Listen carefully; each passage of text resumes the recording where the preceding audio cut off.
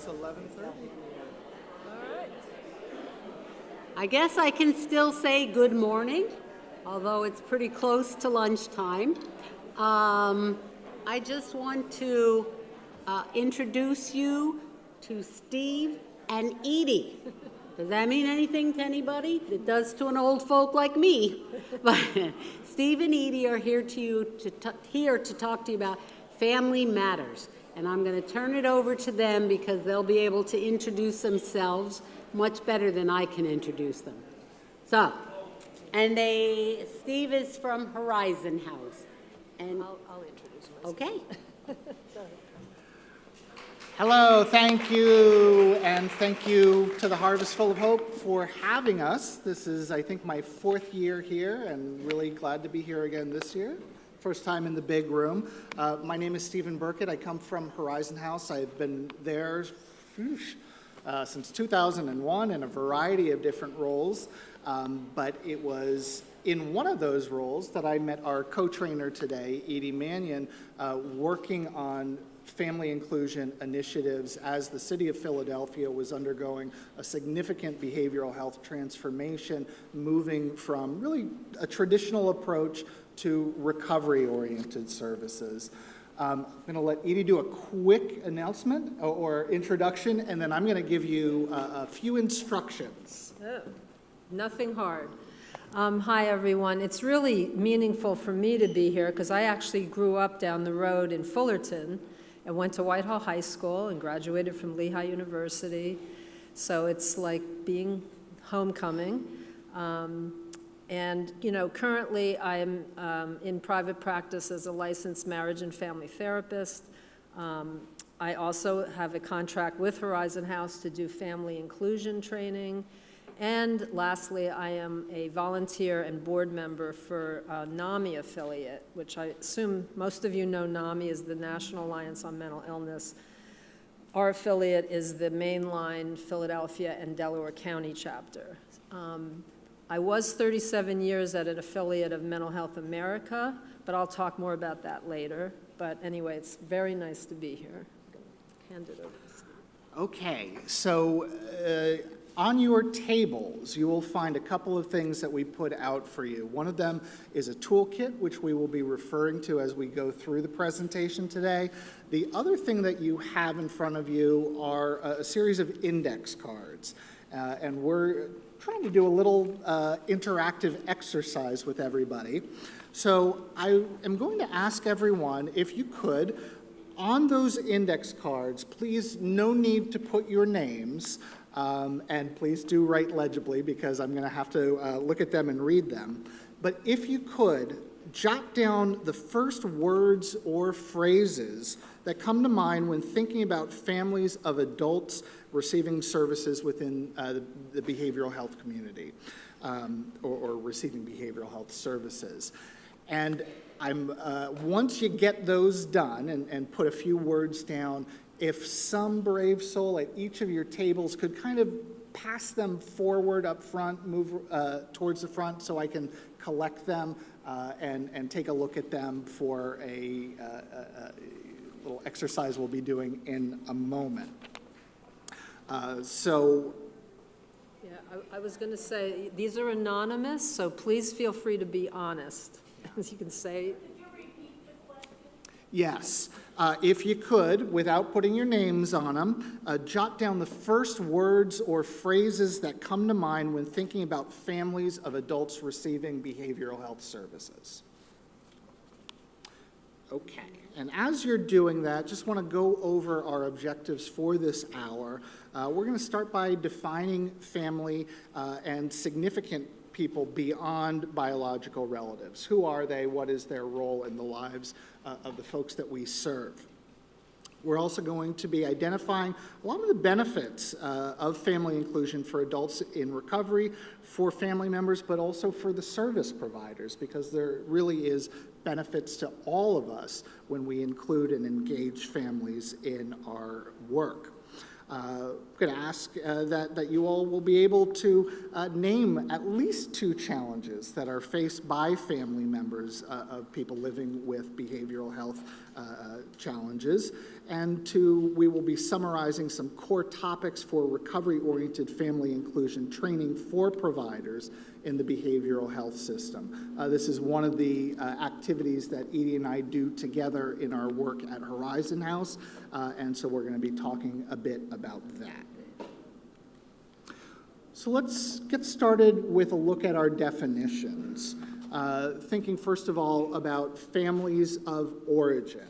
Families of origin could be the family that a person grew up with. Maybe that's biological, could be adoptive, foster, blended families, you name it. Folks come from all different experiences. But we're also thinking about families of choice, or what we refer to as significant people, that are not necessarily folks from the family of origin, but they're people that are considered to be significant by the individuals engaged in our services, that they have a significant effect on goals and outcomes, but they are not family of origin. And we refer to them as significant people as opposed to support people for a specific reason. Yes. Yeah, I noticed in the system that a lot of providers would call them support people. And I prefer the word significant because it reminds us that we don't want to just try to engage people that are supportive, but, you know, even our supportive people at times can, through a variety of reasons, get in the way of some recovery goals. And so we prefer the term significant people because it reminds us to engage people, not just the supportive people, but anyone who affects the recovery goals. So that's my little spiel. Thank you. Okay, I am going to ask you all to pass up those note cards if you've had them completed. I'll walk across the front row, so if folks in the back could try to pass them up. Whatever you have is good, and Edie will be talking while I do that. Just a little bit. All right. So I'm going to just tell you a little bit at the beginning of a story that is my story, and I know you all have stories. I think hopefully what this demonstrates is that lived experience of trauma and struggles can lead to passion, and passion can lead to persistence, and persistence can lead to systems change. So this is kind of like me at the end of my career coming full circle. But I'll start, like we all start, in our families, growing up.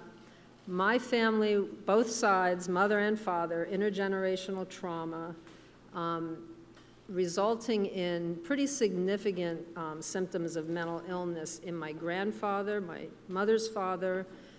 He was a World War I veteran, came back with PTSD, but also developed psychosis. And my father's sister had bipolar disorder, bipolar 1, so she was often hospitalized at Allentown General.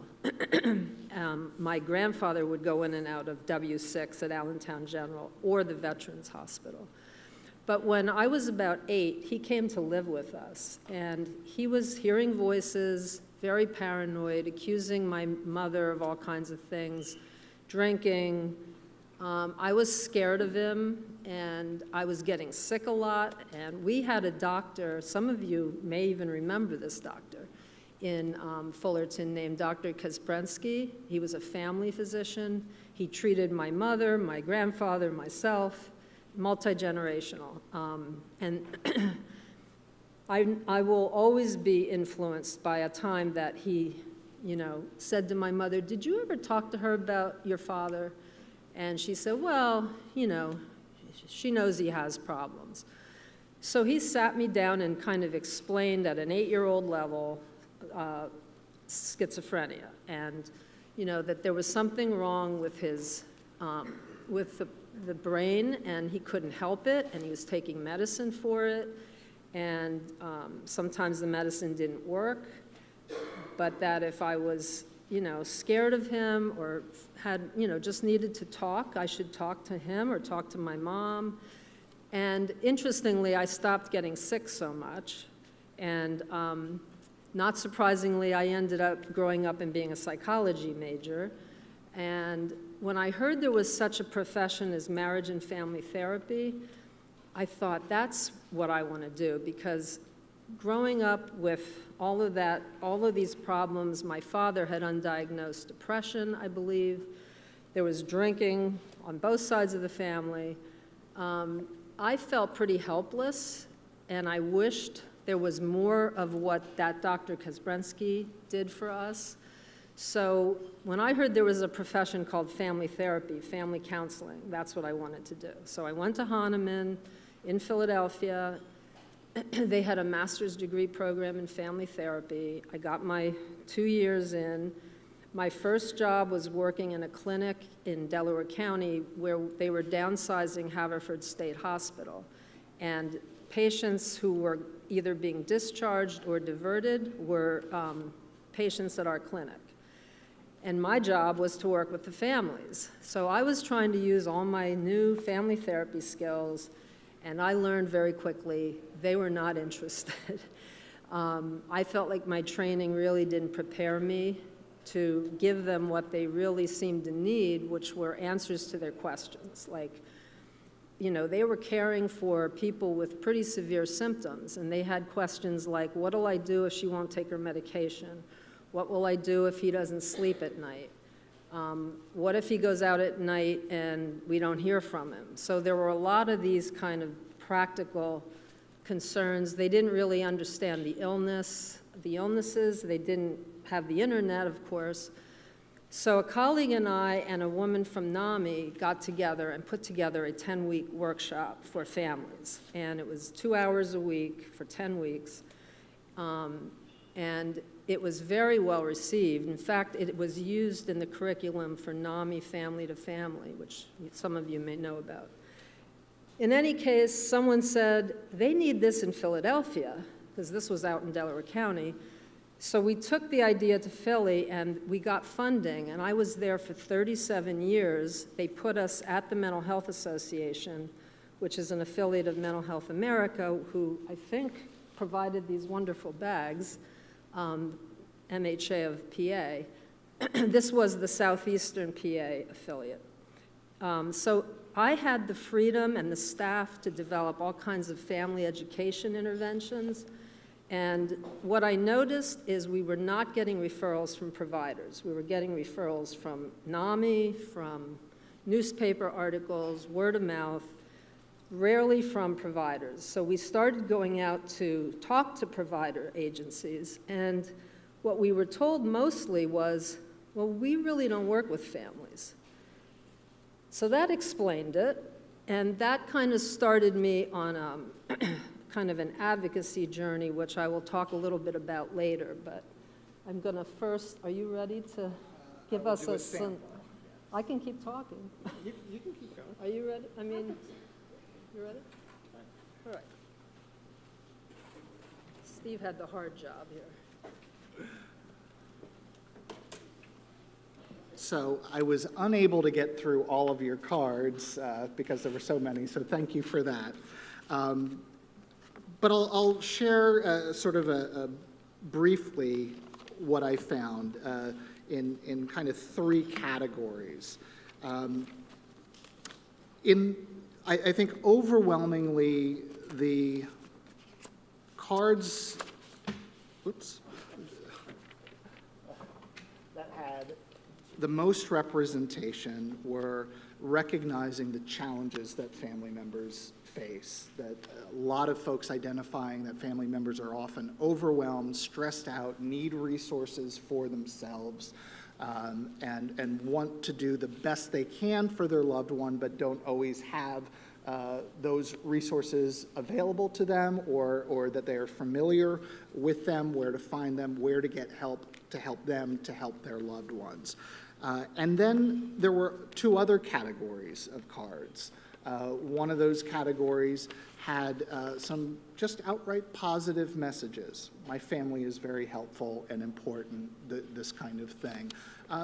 But then there was something in the middle, which was that sometimes family members may get in the way, that they sometimes become an impediment to the recovery process. And those two categories were about even. One thing to say about that is that families can be a lot of things to different people. They carry pain, difficulty, challenges, but they can certainly also be a source of strength and help.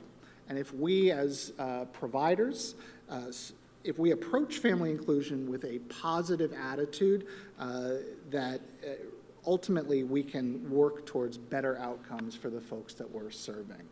So that's really a lot of what we're going to be talking about today, how to engage and connect with family members so we can really support folks receiving behavioral health services. Okay. Back to Edie. All right, yeah, thank you everyone for participating in that. And we are going to save, even if we have to stop at 20 after, our plan is to stop and have a large group discussion. So if you do have questions or thoughts or comments, write them down, save them. We would like to hear from you. I can hang around afterwards as well. So, yeah, can you? Very good. So just to pick up on where I left off,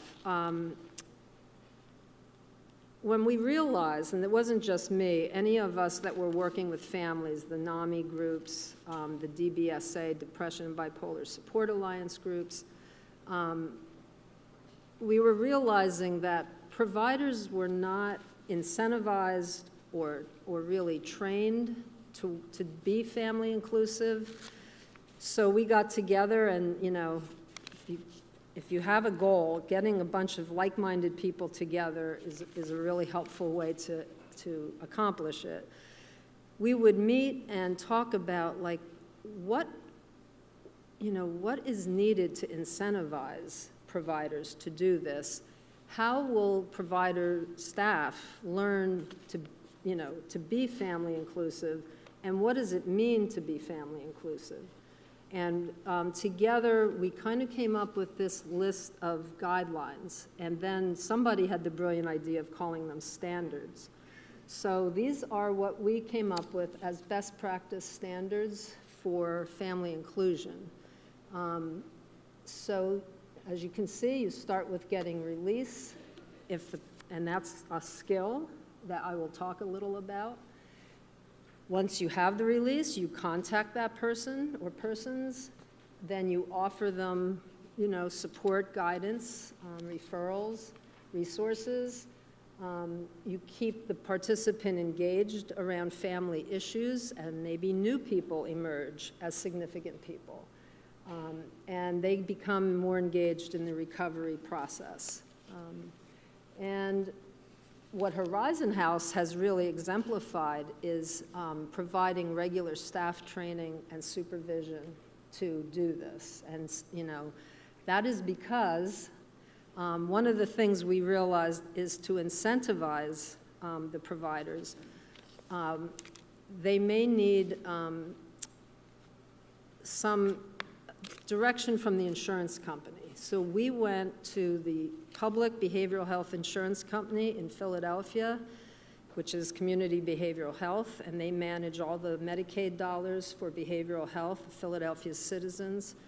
And we convinced them that outcomes would be better, crises would be less, money would be more efficiently spent if there was family inclusion practice, if their organizations tried to follow these standards. And it was a back and forth for a while, but after a few years of our persistence, they made these mandatory. So now they send teams out to look for evidence in the records that this is happening. And that is one way to incentivize organizations, because all of a sudden there were more people interested in learning family inclusion. So we'll be talking a little bit about some of the tools for trying to implement some of these standards. I think that's... So just a little stroll through the history of this. When I first started in the field, first started at Horizon House, we were sort of in a period which I would refer to as a more traditional approach to behavioral health practices.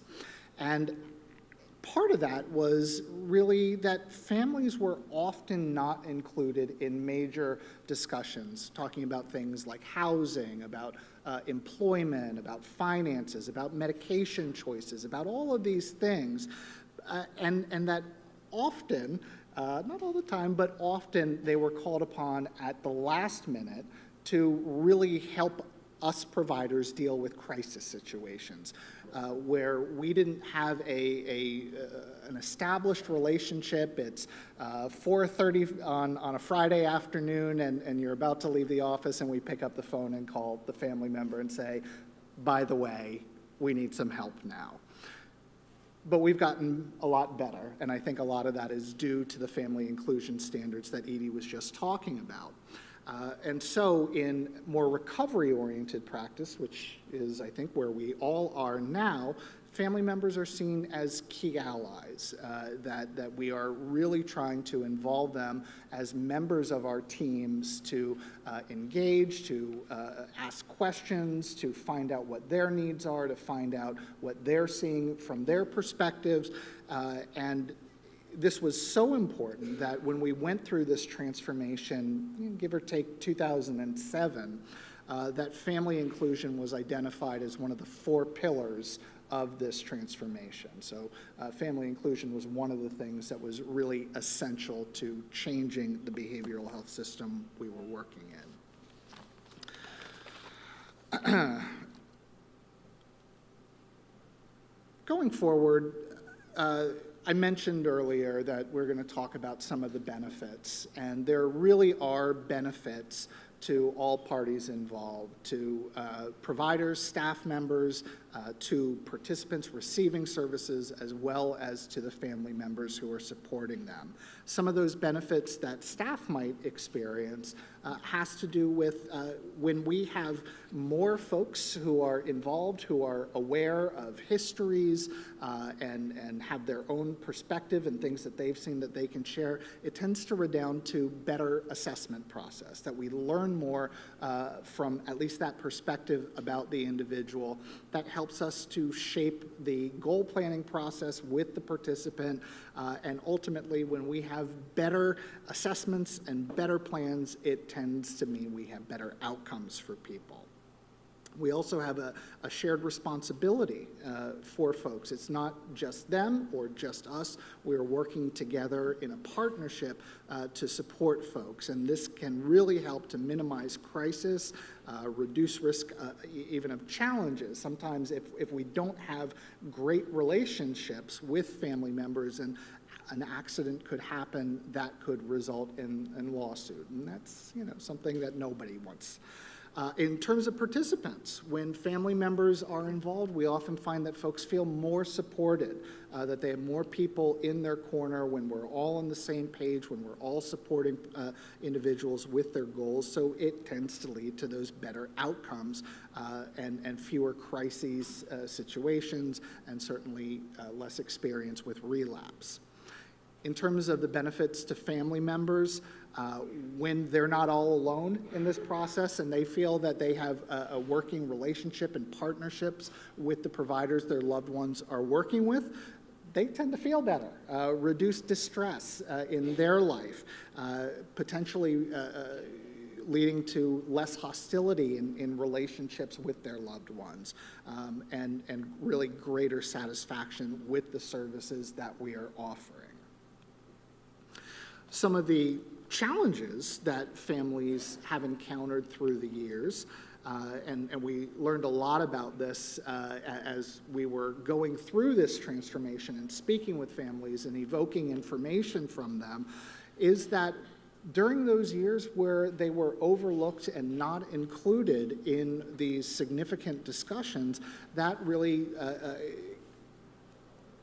encouraged some mistrust in the system, in providers, that it harmed our working relationships when people felt overlooked, ignored, or even called upon at the last minute. And if a person was not intimately involved in our system of care, they may be very unfamiliar with the resources that are available to them in whatever location they're coming from, whether that's Lehigh County, Philadelphia County, wherever. There's a whole lot of information, resources, and supports that are out there in the system for families, but sometimes if you don't know what they are, you don't necessarily know to ask for them. And that may also lead to having less information about various illnesses that people were experiencing, how to deal with things like de-escalation in a helpful way, in a way that is going to help folks stay connected and not further disconnect them. Dealing with crisis management, as I mentioned, folks were often called upon at the last moment to help out. People could feel very isolated and alone in that work with people. And of course, family members have their own trauma to deal with.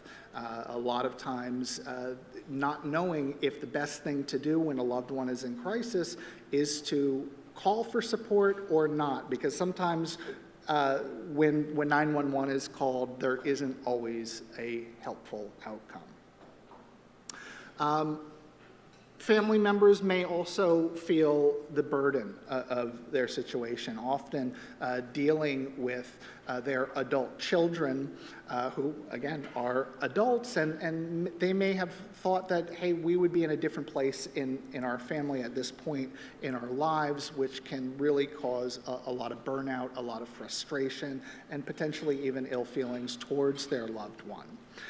Family members may also experience a lot of ambivalence, meaning that there might be one part of them that says, you know, I do need a break. I need that support from a provider, from organizations to assist and give me a break. But at the same time, I'm the family member. I'm mom. I'm dad. I know my loved one best. So dealing with those two truths can be difficult for folks, and people can go back and forth between what they want at any given time. And lastly, there are often competing demands on family members: employment, other children, other things that are really going to be taking their attention that can provide difficulty in being that primary caregiver. Now, in terms of challenges for folks in recovery around family inclusion, people may have very conflicting feelings about their families. They might see family as the cause of some of the challenges they're facing. There might have been experience like involuntary hospitalizations that lead to a lot of difficult feelings and challenging feelings.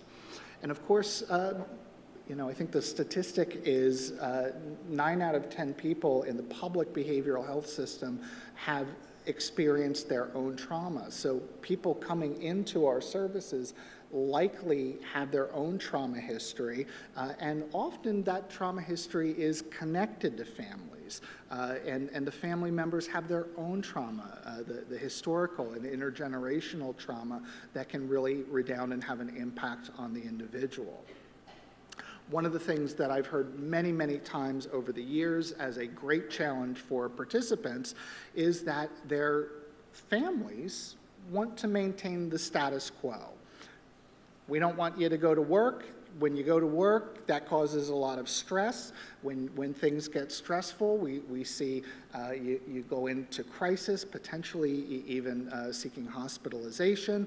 So let's avoid things like work.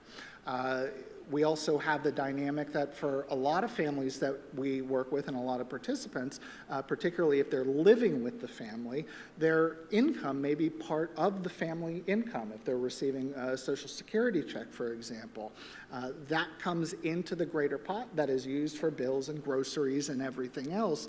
And if family members feel that, well, if they are seeking employment with the support of their behavioral health provider, that could cause some challenges to that Social Security check. And, you know, there are a lot of nuances around that. It doesn't necessarily have to, but it can. And so the response may be, well, my loved one shouldn't work because we need that steady source of income in the home. And that, you know, comes down to a challenge for the participant who may really want to work and want to move forward and take those next steps and even risks in their recovery. Other challenges that we see are that sometimes through the course of a person's illness or even addiction, there has been estrangement. People have burned bridges, and the family relationships are in a very dire state if they exist at all.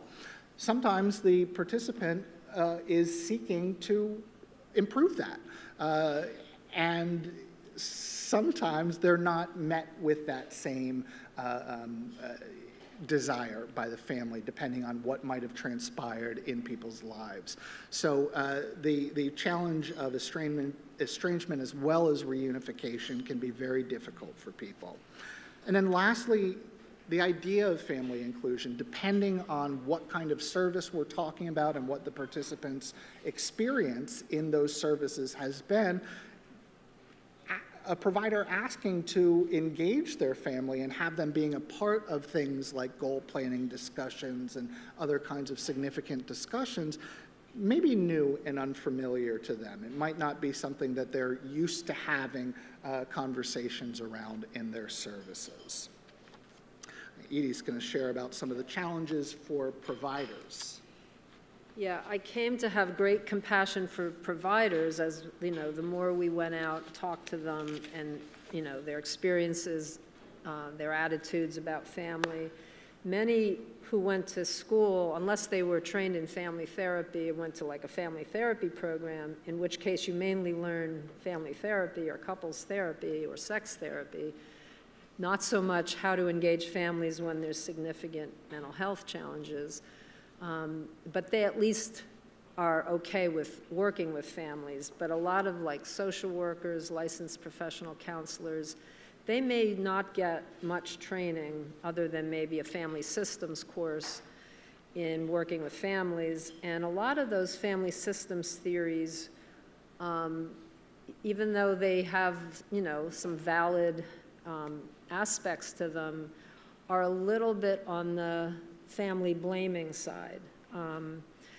And then we have, you know, our own experience with our own families. So when providers are asked to do family inclusion, these are some of the challenges that they may face or you may face. First of all, like Stephen said, the participants, this may be new to them and they may question it because, you know, I'm an adult. Why do I need to include anyone in my services? And so we have to learn how to explain the benefits and address their concerns about it and not just say, do you want to or not? Because if you ask it that way, most will say no, or, you know. And that's what a lot of providers were doing, and they were getting a no, and we learned that we needed to give them help and training in how do you have that conversation. So we're going to give you a little bit of guidance on that in a moment. Our own experiences and our own families may cause us to have certain feelings about family inclusion, and, you know, and the families that we've dealt with in our work may also influence us either negatively or positively, and may lead us into the, I don't want to open that can of worms. So they need, you know, incentives and support. Families can be angry, and they can take it out on the person who answers the phone or the person who's trying to be helpful. And underneath that anger, like the previous presenter said, can be a lot of other feelings: guilt, grief, shame, frustration. But it's hard to deal with that from families. So, you know, we do support staff in how to be professional, but also set limits if families are dumping a lot of anger and rage on them. We also, for participants who want to reunify with somebody, there are tools for helping them do that. I know it's one of the steps of the 12 steps in AA is making amends, and we can support people in that, even if it's not involving addiction. So providers need training and resources, and they can't do it all. NAMI is a great partner in all of this, Mental Health America in some cases, so that, if you do family inclusion, it doesn't mean you have to become a family therapist and you don't have to meet all the family's needs. You can refer them to groups in your community that have support and education for families. The last issue of confidentiality is a big one. I know most of us, I know I was, you get a lot of training and kind of put fear in us about violating HIPAA or state confidentiality laws and fear of lawsuits and wanting to maintain trust with our participants and protect their privacy. So we get a lot of information on that, and we don't get a lot of information on how to manage that when there is no release form. So if you could click to the next one. I heard this through the years from families that I was working with. They have a concern. They know their loved one is at a particular place, and they worry that the person they love is not telling them important information, so they call the program to say things like, do you know he has a peanut allergy, or do you know that he cannot handle Seroquel, or whatever. And many providers were so concerned about confidentiality that they would often say, I'm sorry, I can't speak to you because of, I can't talk because of confidentiality, and they would literally hang up on them. So we realize that a lot of providers don't know that there are a lot of things you can do if there's no signed release, or if you're not sure if there's a signed release. So in your toolkit, I like to use acronyms. I was trained in DBT, which uses a lot of acronyms for skills. So this one is called the CARE skill, and it's for talking to families when you're not sure if there's a signed release. The C stands for confidentiality explanation. So they talk, they tell you why they're calling, and at some point, and you let them talk, and you might even take notes, but at some point you have to say something like, well, we really, value the privacy of our participants, and because of privacy laws, I really cannot confirm or deny whether this person is even at our program. However, I appreciate everything you've told me. I will check out if this person is here, and if they are here, and if they are willing to sign a release form, someone will get back to you. And that really gives families some comfort. And in the meantime, any general questions or concerns can be answered without violating confidentiality. You can refer them to NAMI. You can give them the name of a website that might be helpful. If you can't answer their general questions, like, what is schizophrenia? Now we have the internet. You can suggest websites. And lastly, to be empathic, because if someone's calling, it's usually for some good reason. They're worried about something, maybe they're angry about something because they feel there's been an injustice. But the more we can sort of validate and empathize with why they called, I think that will leave them with a feeling of being, cared about and respected. And you may eventually have a relationship with this person, and we don't want to get it off on the wrong foot. So that's one of the tools in the toolkit. We are not going to have time to go through all of the skills needed for family inclusion. We are available to do trainings at your organizations that can go into more detail. We're just going to hit the key kind of strategies and organizational practices. I think one of the key skills, and I did put that in your toolkit, is how do you have that conversation with participants about family inclusion? Because, you know, your ability to convey a positive attitude about it and address their concerns and share what you think the benefits are using like a shared decision-making model can really make a difference in them considering trying it. Some will jump at the chance, others will be resistant, but you can at least plant the seed. So in your packets, which we have here, I'm going to just quickly outline, how am I doing on time? Okay. We use, or Horizon House uses a family-friendly release form. So you would have one of these. You're welcome to, you know, copy, change, you have to put your own title on.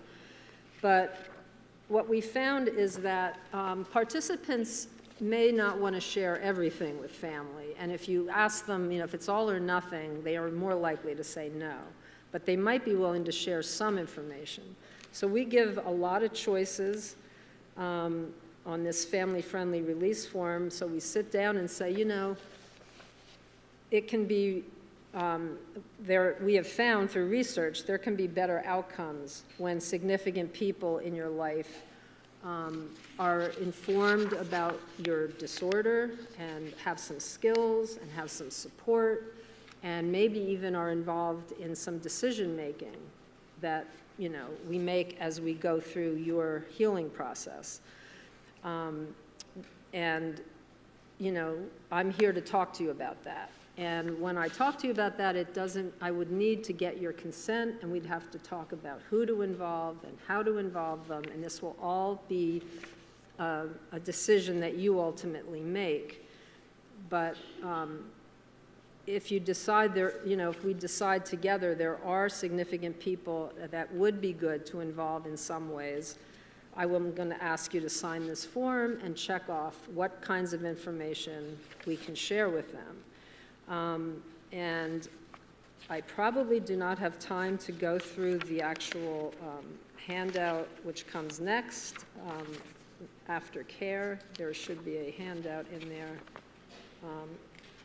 entitled Scripts for Collaborating with Clients, Participants About Family Inclusion.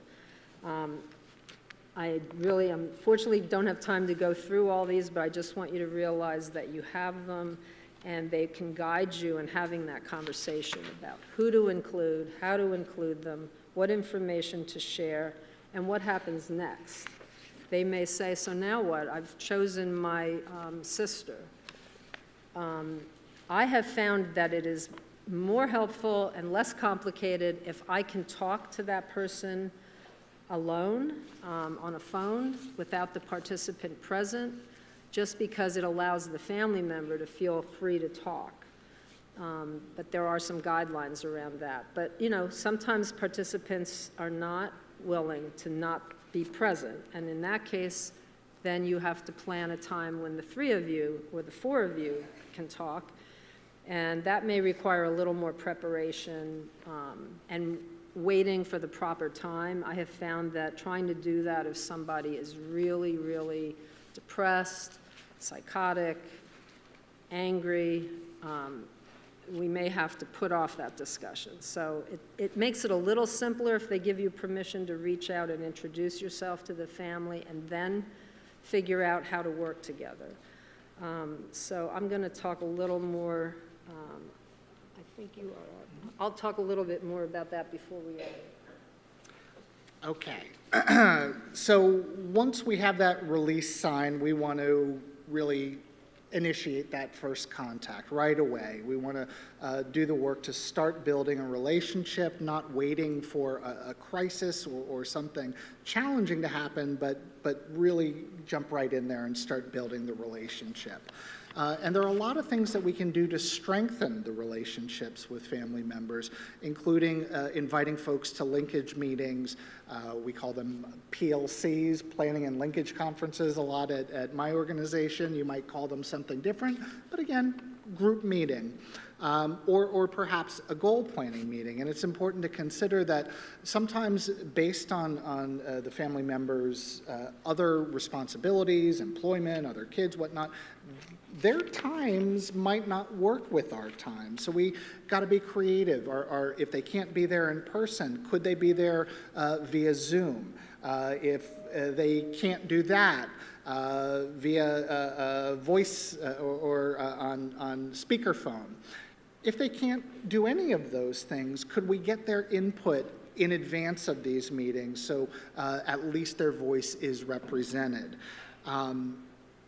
Also, inviting family members, planning activities at the organization in your programs, things where you can bring people together. Some examples that we've had historically at Horizon House: family nights, Ask the Psychiatrist night, storytelling forums. Soon we're going to have a family satisfaction forum in the near future. So whatever it is that you do at your agency, think about different ways to involve and invite and include family members in those practices. Also, really important, returning phone calls promptly. When a family member calls, it is often because there is an issue that is distressing, and every moment that we wait to call back, that stress can just amplify. So as soon as possible, in our organization, we have a 24-hour rule, but you don't have to wait 24 hours if you can get that phone call returned before then. Okay. Should I go over my little script? There's one tool in there around that first conversation with family, and Edie's going to talk about that for a moment. Yeah, I just want to refer you to the last sheet in your toolkit. Again, I use the acronym to help us remember the skills called Intro. And instead of just reading this, I'm going to just sort of role play it for you. So, and you may have to do this with the participant present if they insist on being present. Maybe they have agreed to let you do this on your own, which will allow the family a little more freedom to talk. In this case, I'm going to pretend as if I've been given the opportunity to call the family member without the participant present. But the only thing I would add that would be different if they were present is to let the family know, your son or your daughter or your sister or your spouse or whoever is sitting with me and listening to what we're talking about. So I might call, they answer, I say, hello, is this Jane Smith? And she says, yes. I say, hi, I'm Edie Mannion. I'm calling from Horizon House, and I am the case manager for your son, John. And this is not an emergency. I always like to say that, because when families hear, they often think it's an emergency.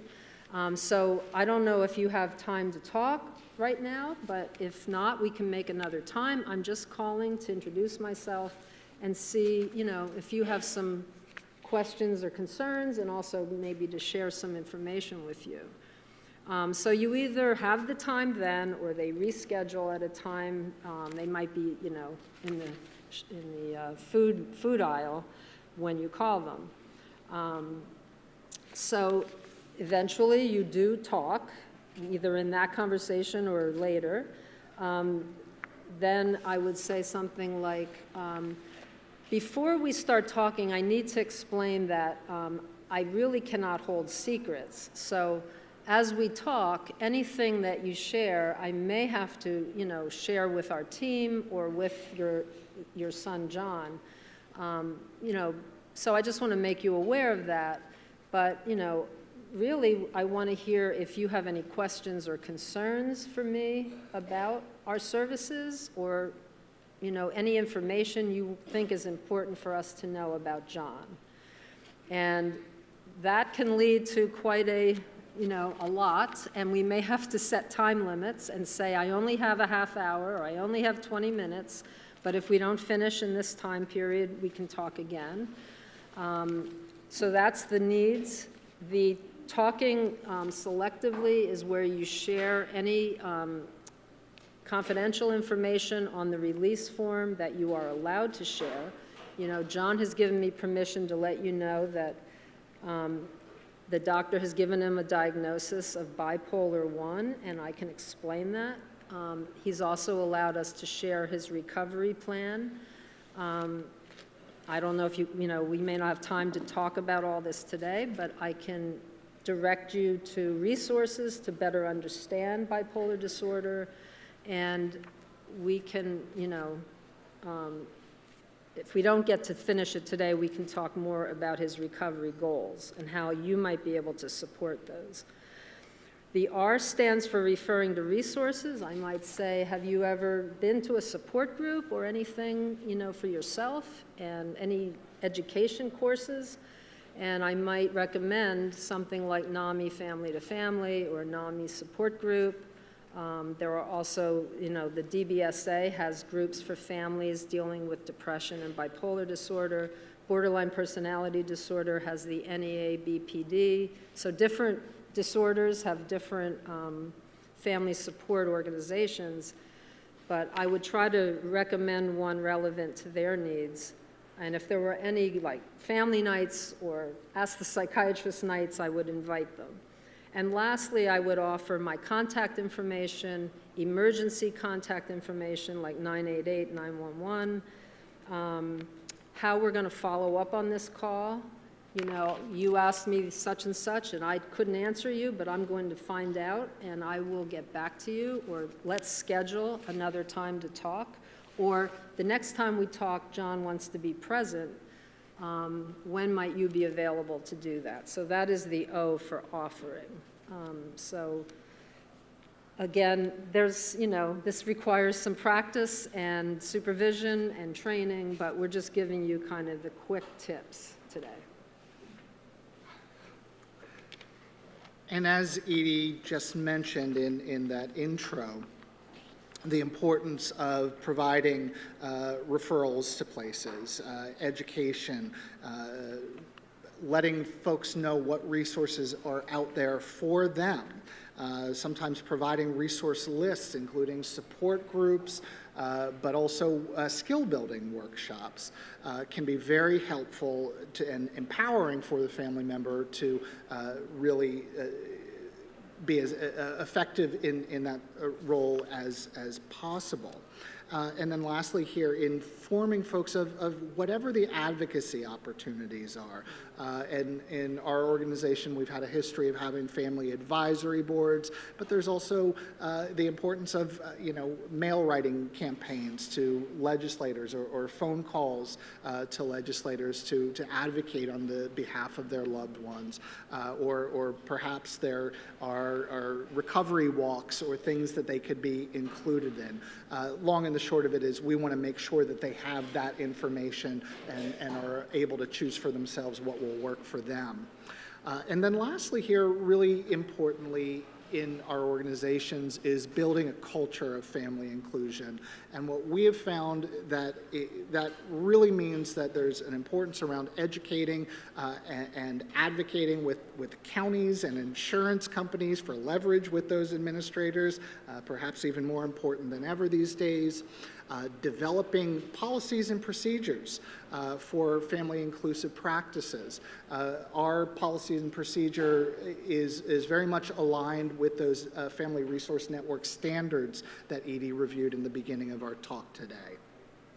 Identifying staff champions, people that can really engage and promote staff buy-in, so others in the organization are hearing from their peers, their colleagues, and are seeing the real life benefit of this. Providing regular staff training is key, making sure that people have the information, the skills, the opportunities, and the resources to do this very important work. We believe strongly in providing a toolkit to staff because, again, they don't necessarily teach these things in university programs, and staff need those tools to do this kinds of work, which is why we provided you with a sample of some of those tools today. Develop, distribute resources, certainly internally amongst staff and participants, but also sharing the resources that are available to families, and whenever possible, finding ways to seek feedback from family members. And as I mentioned, we're in the planning process right now of having a forum in order to get feedback from family members of our participants.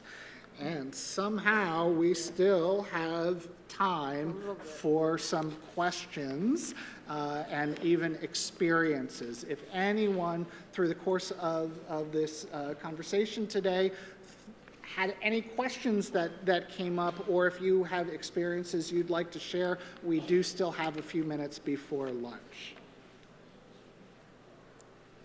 I know, you can smell lunch. So. Right. Oh, here we go.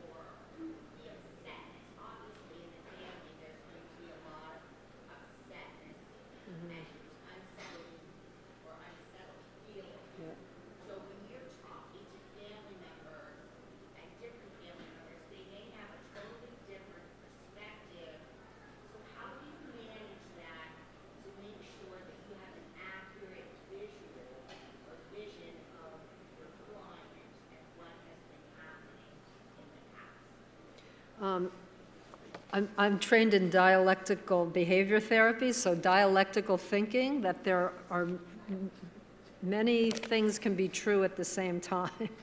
Looking for the kernels of truth and realizing that people, may remember things differently, and their way of looking at things are going to be colored by their schemas and their life experience and their feelings and their culture.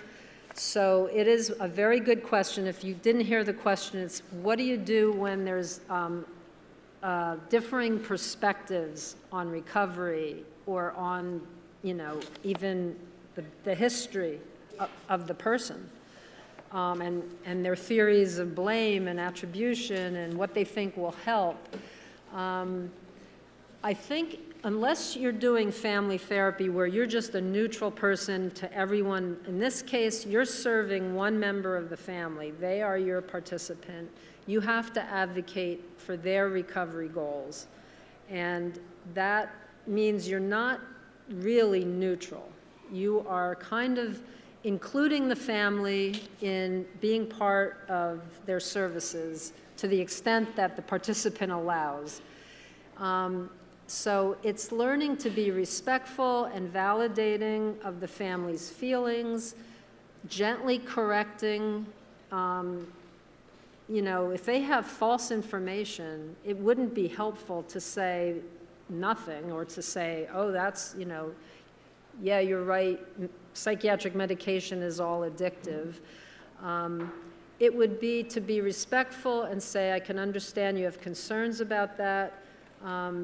It might be helpful to learn more about the illness and about psychiatric medication. There's a helpful class you can take, or you can go on this website.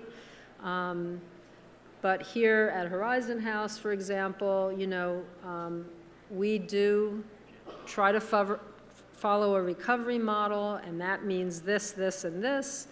And we do prescribe medication, and, you know, John has agreed to try this medication, and we hope that you can support him in this, even if he does have side effects. So you try to be kind of, find that balance between being respectful and validating while standing your ground on the side of what, you know, the recovery process that you're trying to do with your participant.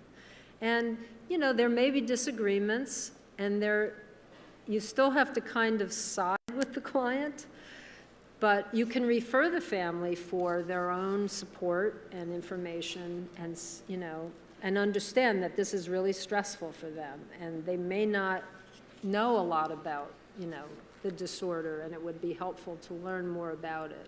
And I don't know if you have any other thoughts. No, I think you covered it, but I'm also seeing that I think it's sorry. time for lunch. Oh.